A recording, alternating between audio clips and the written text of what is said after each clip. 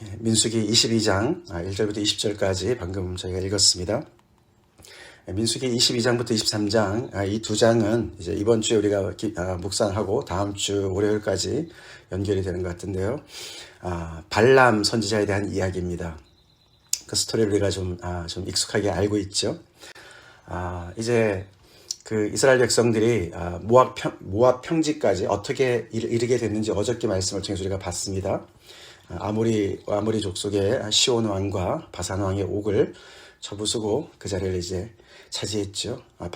바산 나라는 조금 더 북쪽이었지만 이제 그들이 그쪽을 이제 점령하고 다시 이제 밑으로 내려왔습니다. 남쪽으로 내려와서 바로 이제 요단 건너편 여리고 맞은편에 지금 진군하고 있습니다. 그죠? 주둔하고 있습니다. 거기를 이제 모압 평지다. 그래서 이제 나머지 내용이 이제 민수기의 내용이 이 모압 평지에서 일어나는 그런 이야기들로 이제 채워지는데요. 자, 그러니까 이제 지금 너무나 이제 당황하고 정말 불안해하는 사람들은 바로 모압 사람들이었습니다. 특별히 모압의 왕 누굽니까? 네, 발락이 너무나 두려워하고 있습니다. 그들의 숫자가 너무나 많고 또 이들이 너무나 강하고 지금 자기들을 이겼던 그 시온을 이겼으니까 얼마나 두렵겠습니까? 그래서 그가 궁리한 나머지 그 지방에서 유명했을 것 같은 발람 선지자를 이렇게 매수하려고 합니다. 그렇죠? 그래서 많은 복채를 쥐어서 모압 장로들과 미디안 장로들로 구성을 해서 이렇게 연합 그런 사신단을 꾸려서 그한테 사람을 보냅니다.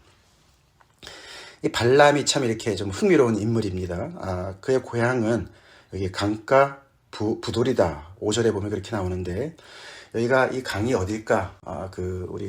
우리가 가지고 있는 성경에도 보면 유브라데 강이다. 그렇게 얘기합니다. 그래서 유브라데 강은 저기 메소포타미아 지역 아닙니까? 그렇죠? 이 부돌이라는 지역도 저 시리아 북쪽을 얘기하고 있습니다. 그래서 지금 여기 모압 평지에서 따져보면 한 400마일 정도 되는 거리라고 그래요.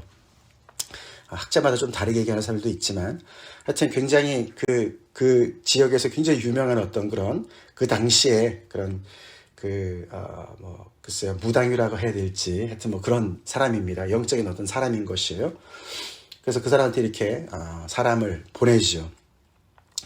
모압 장로들만 보내지 않습니다. 미디안 장로들도 함께 보냅니다. 그래서 이 부돌이 그러니까 이 발람이 나중에 보면은 미디안 사람이거든요. 그래서 발람의 사람들과 함께해서 보냅니다. 우리가 이 이스라엘 백성들을 저주하고 우리가 이들을 무찌르는 것이 너네 좋고 우리 좋다, 형 좋고 매부 좋다, 뭐 이런 거 아닙니까? 그런 얘기죠. 그래서 그들에게 사람을 보냅니다.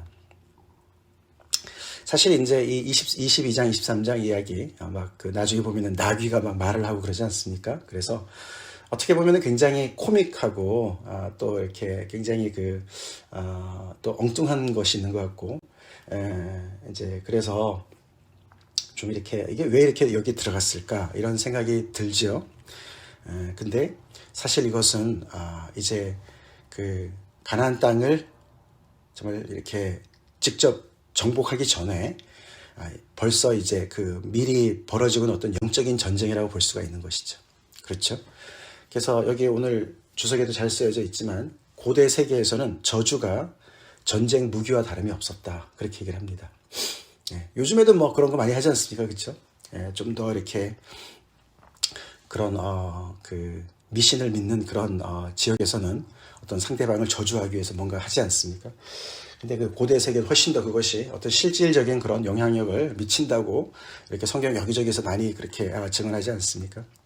그래서 사실 이제 이 모압 왕 발락이 굉장히 어떻게 보면은 영적인 사람이었던 것이죠. 그렇죠? 그래서 자기들이 힘으로는 안 되니까 어떤 영적인 힘을 가지고 있는 사람을 업고서 그래서 정말 이 저주의 어떤 그런 힘을 빌어서 그들을 무찌르려고 하는 그런 노력을 하는 걸 볼 수가 있습니다. 자, 그래서 그런 내용과 어떤 그 안에 들어가 있는 내용들이 좀 어떻게 보면은 좀 이렇게 참 이상한 것 같지만 신학적으로 굉장히 중요한 얘기를 사실 해주고 있는 것이죠. 그렇죠? 오늘도 이렇게 보면은 발람이 도대체 이 사람이 하나님과의 관계가 어떤 관계였는가? 발람한테 하나님이 말씀하세요. 그렇죠? 여기 보니까 9절에 하나님이 발람에게 임하여 말씀하시되 이렇게 말씀을 기록하지 않습니까? 그리고 나중에 보면은 18절에 보면은 발람이 뭐라고 얘기합니까? 내가 능히 여호와 내 하나님의 말씀을 어겨 내가 덜하거나 더할 수 없다. 내 하나님이라고 또 얘기를 합니다. 그래서 이스라엘 백성들과의 관계 아니면은 또 예를 들어서 모세나 아론과 같은 어떤 그런 존재였나 우리가 이제 그런 생각을 해보게 됩니다. 그렇죠? 이 발람이라는 사람이 과연 어떤 사람인가? 이 사람은 정말 좋은 사람이었는가? 참 선지자였는가? 아니면 거짓 선지자였는가? 이제 그런 생각을 해보게 됩니다. 그렇죠? 우리가 이제 점점 더 가면서 더 알게 되겠지만 결국 이 사람은 어떻게 보면은 영적인 어떤 그런 능력을 가지고 있는 사람이긴 하지만 결국은 이 성경 전체로 봤을 때 발람에 대해서 긍정적으로 평가하지 않습니다. 그렇죠? 뒤에 더 나가면은 결국 이스라엘 백성들을 넘어지게 하는 그런 거짓 선지자였다는 것을 우리가 알 수가 있습니다. 근데 어떻게 하나님께서 그런 사람에게 말씀을 하시는가? 이제 그런 어떤 우리가 의문이 있습니다. 그러나 하나님은 당신의 뜻을 이루시기 위해서 어떤 사람도 사용한 줄을 믿습니다. 나귀의 입을 열어서 말씀하신 하나님이 발람 같은 도덕적으로 온전치 못한 그런 사람의 입을 열어서도 말씀을 하실 수 있다라는 것을 우리가 알아야 되겠습니다. 결국 그래서 이 사람의 입에서 나오는 말이 중요합니다. 그 사람이 사실 그 말씀을 이렇게 대변하는 어떤 그런 인격을 갖춘 사람은 아니지만 그런 사람이 하는 말이기 때문에 그 말이 오히려 하나님으로부터 온 것이 분명하죠. 그래서 이 발람을 통해서 발람이 이제 나중에 보면은 4번이나 이제 하나님의 말씀을 전하거든요.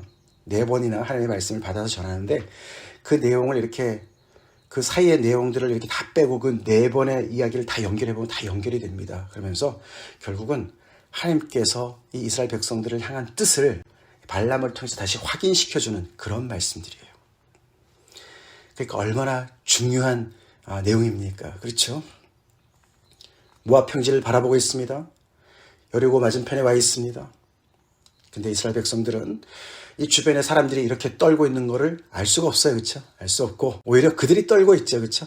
와, 우리 오합 지졸인데 우리가 뭐 시온이나 아니면은 옥을 우리가 무찔렀다 하더라도 저 가나안 땅에 38년 전에 그 악몽이 계속 그들을 정말 이렇게 따라다니지 않겠습니까? 우리가 무슨 재주로 저 땅을 우리가 차지할 수 있을까? 여기까지는 왔지만 이제는 정말 돌아갈 수도 없고 진군할 수도 없고 이제 완전히 그냥 중간에 그냥 끼어 있는 것 같은 그런 상황이 정말 생각이 들겠죠. 그런 상황 속에서 하나님께서 일하십니다. 아멘. 하나님께서 영적인 전쟁을 먼저 하시면서 이 발람을 통해서 거짓 선지자 발람을 통해서 이방인의 선지자를 통해서 그들이 얼마나 뭡니까 한마디로 복받은 자들인지 할렐루야 복받은 자들인지를 발람을 통해서 말씀해 주시는 거예요.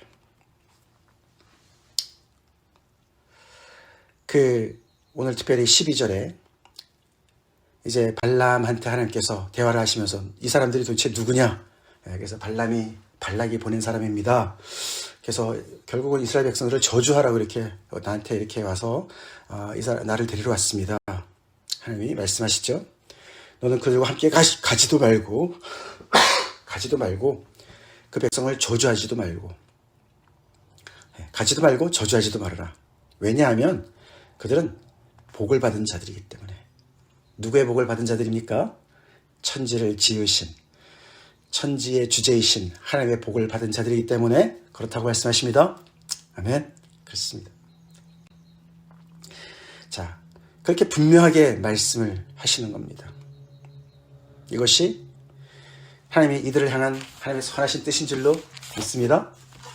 아멘. 그렇죠? 우리가 예레미야서 29장에 이런 말씀이 있죠. 여호와의 말씀이니라 너희를 향한 나의 생각을 내가 아나니 평안이요 재앙이 아니니라 너희에게 미래와 희망을 주는 것이니라. 너희가 내게 부르짖으며 내게 와서 기도하면 내가 너희의 기도를 들을 것이요 너희가 온 마음으로 나를 구하면 나를 찾을 것이요 나를 만나리라. 계속 곁길로 가는 이스라엘 백성들한테 계속해서 하나님께서 이렇게 많은 어려움들을 주셔서 하나님께서 그들을 정말 재앙을 주시는 것 같지만 하나님의 마음은 그게 아니라고, 그들을 향해서는 하나님이 품은 생각은 평안과 재앙이 아니라고 말씀을 하시죠.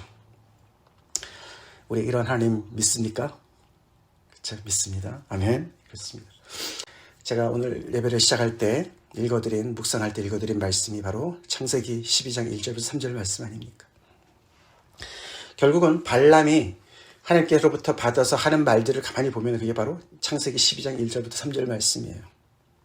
하나님께서 주권적으로 정말 하나님을 완전히 대적해서 멀어져 가는 인류, 그래서 바벨탑으로 결국은 하나님을 대적하는 그런 모든 인류, 그 속에서 정말 애도 낳지 못하는 그 아브라함과 사라의 그 부부를 선택하셔서 그 불가능한 조건을 가지고 가능성을 열어가시는 그 스토리의 시작이 바로 창세기 12장 1절부터 3절 아닙니까? 그 이야기의 연장선에 있다고 말씀하시면서 이들의 행색이 아무리 그렇다 할지라도 이들은 그냥 숫자만 많은 것도 아니고 이들의 어떤 능력이 있어서가 아니고 이들은 그렇게 내가 빼어내서 내 백성으로 삼은 복받은 자들이야 라고 말씀하시는 줄 믿습니다. 하나님의 뜻이 중요한 것이죠. 하나님의 뜻이 중요합니다. 그렇게 분명하게 하나님께서 말씀해 주셨는데도 그래서 발람은 온 사람들한테 하나님이 원치 않으신다. 너네가 그냥 가라. 그렇게 떠나 보냅니다. 처음에는. 그러나 발락이 쉽게 포기하지 않습니다. 원수가 그렇게 우리를 넘어뜨리려고 애를 쓰는데 한 번 하다가 그만두지 않죠. 그렇죠? 계속 우리를 끈질기게 공격을 합니다. 우리 그래서 계속 깨어있어야 될 줄은 믿습니다. 첫 번째는 그렇게 잘 넘어갔는데 다시 발락이 더 높은 고관들과 더 많은 사람들을 보냈습니다. 그리고 그에게 더 많은 보상을 약속을 합니다. 그래서 너를 높여서 크게 존귀하게 그리고 너가 원하는 모든 것을 내가 다 행할 것이다. 그러니까 와서 그냥 이 백성을 저주하기만 해라. 그렇게 다시 사람을 보냈습니다. 말로는 은금을 다 준다 하더라도 내가 하나님의 말씀을 어길 수 없다 라고 말을 하지만 그의 마음은 벌써 흔들리고 있습니다. 그렇죠? 그래서 19절에 그들을 그 밤에도 유하게 합니다. 그런즉 이제 너희도 이 밤에 여기서 유숙하라. 여호와께서 내게 무슨 말씀을 더하실는지 알아보리라. 하나님이 분명히 말씀하신 것을 가지고 또 기도를 합니다. 그렇죠? 그래서 하나님을 떠보기도 하고 또 자기가 원하는 것을 어떻게든지 이루려고 하는 어떤 그런 어떤 그 욕심을 우리가 여기서 보게 되죠. 우리도 가끔씩 그런 기도할 때가 있어요. 그렇죠? 하나님의 뜻이 분명한데 내가 원치 않습니다. 내가 원하는 게 다른 거에 있어요. 그렇죠? 그래서 우리가 계속해서 머뭇거리고 내 뜻을 관찰하기 위해서 하나님 앞에 기도할 때가 혹시 있지 않나 돌아봐야 되겠습니다. 네, 밤에 하나님께서 처음과는 다르게 말씀을 하시죠. 너를 부르러 왔다면 일어나 함께 가라. 그런데 조건이 있다. 내가 너한테 이르는 말만 너가 행해야 된다. 얘기해야 된다. 그 조건 하나 가지고 너가 같이 가라. 하나님도 마음을 바꾸시는 것 같아요. 이들의 그 속마음을 알아보신 하나님께서 그것을 역이용하시기 위해서 아마 말씀을 하시는 것 같습니다. 결국은 이들을 통해서 하나님의 선하신 뜻, 이스라엘 백성들을 향한 하나님의 선하신 뜻을 드러내시기 위해서 말씀을 그들을 이용하시는 것을 우리가 볼 수가 있다는 것이죠. 오늘 이런 말씀을 우리가 보면서 우리 오늘도 말씀을 통해서 위로받읍시다. 격려받읍시다. 하나님이 우리를 위해서 싸우고 계십니다. 아멘. 그리고 하나님의 선하신 뜻, 그 뜻이 하늘에서 이루어진 것처럼 땅에서도 이루어지기 위해서 우리 안에서 역사하시고 계시고, 그리고 하나님께서 한번 정하신 그 뜻을 우리를 아브라함의 후손으로 복받은 자들로 우리를 불러내셨으면 끝까지 그 일을 관찰하시는 하나님이십니다. 아멘. 오늘 가장 중요한 말씀 뭐겠습니까? 그들은 복을 받은 자들이다. 하나님이 우리를 향해서 그렇게 말씀하시는 줄 믿습니다. 우리 스스로가 뭐가 대단해서가 아니라 예수 그리스도 안에 들어온 우리들, 예수님의 것이 된 우리들, 그렇기 때문에 우리는 바깥의 조건이 어떻든지 간에, 우리의 상태가 어떻든지 간에 하나님 우리를 이 악한 세력을 향해서 그들은 복을 받은 자들이야. 너는 그들을 저주할 수가 없어. 하나님이 그렇게 우리를 보호하십니다. 아멘. 선포하십니다. 이 말씀을 우리가 가슴에 새기고 우리의 모든 삶을 아우르시는 그런 하나님의 놀라우신 그런 그 보호 가운데, 안전함 가운데 오늘 하루도 승리합시다. 우리가 이제 이 민수기가 끝나고 이제 5월 마지막 한 하순경에 우리가 시작되는 말씀이 로마서 말씀이에요. 거기 로마서 8장에 이런 말씀이 있죠. 이와 같이 성령도 우리의 연약함을 도우시나니 우리는 마땅히 기도할 바를 알지 못하나 오직 성령이 말할 수 없는 탄식으로 우리를 위하여 친히 간구하시느니라. 할렐루야. 예, 우리 주님께서도 우리를 위해서 중보하신다고 하시지만 오늘 여기 보니까 성령께서 우리를 위해서 친히 간구하신다. 우리가 때로는 무엇을 기도해야 될지 모르는 상황이 있을 때조차도 하나님은 변치 않으신 그런 사랑을 가지시고 그 뜻을 가지시고 우리를 이렇게 복받은 자들로 우리를 대하시고 그렇게 우리를 위해서 탄식하며 기도하시는 줄로 믿습니다. 아멘. 그렇습니다. 마음을 살피시는 이가 성령의 생각을 하시나니 이는 성령이 하나님의 뜻대로 성도를 위하여 간구하심이니라. 그래서 우리의 주어진 지금 현실이 앞에 닥친 도전이 아무리 정말 막막하고 힘들고 어렵게 보인다 할지라도 그 자리를 지킵시다. 지키고 믿음을 지키고 하나님을 바라보고 하나님께서 온전히 길을 여시고 그 모든 것을 친히 감당할 수 있는 힘을 주실 줄로 믿고 우리의 자리를 지킵시다. 믿음에 더욱더 우리가 은근과 끈기가 필요한 것 같습니다. 은근과 끈기가 필요합니다. 악한 세력도 얼마나 이렇게 집요하게 우리를 넘어뜨리려고 정말 한 번 안 되면 두 번. 그래서 마치 삼고초려라는 말이 있잖아요. 그렇죠? 유비가 제갈량을 얻기 위해서 여러 번 그렇게 그를 찾아간 것처럼 이렇게 계속 끊임없이 노력하는 그런 악한 그 발락의 마음을 하나님의 백성이라도 저주하고 싶은 그런 마음을 보게 되는데 거기에 못지않은 그런 은근과 끈기로 하나님 앞에 우리 기도하고 나아가길 간절히 기도합시다. 다 같이 기도하겠습니다. 하나님 감사합니다. 오늘도 계속되는 민수기 말씀을 통해서 특별히 발람 선지자의 그 스토리를 통해서 드러나는 이스라엘 향한 하나님의 선하신 뜻을 보며 다시 한번 하나님께 정말 감사드리며 영광 돌립니다. 아버지, 아브라함의 자손으로서 언약의 백성으로서 그들을 이미 정말 복받을 자들로 규정하시고 그들을 그렇게 이끌어 가신 하나님, 악한 세력과 대신 싸우시고 하나님의 뜻을 관철하시는 그 뜻을 아버지 밝히시는 하나님, 똑같이 아버지 그런 놀라운 은혜 가운데 저희가 믿음으로 들어간 줄로 믿습니다. 고백합니다. 하나님, 우리의 주어진 환경이 아무리 열악하고 정말 아버지 참 주눅드는 그런 환경 속에 있다 할지라도 하나님, 이 하나님을 온전히 믿고 그 믿음을 따라서 우리의 정말 아버지 감당해야 될 일들을 능히 감당할 수 있는 저희가 되게 하여 주시옵소서. 새 힘을 주시옵소서. 예수님 이름 받들어 간절히 기도 올려옵나이다. 아멘.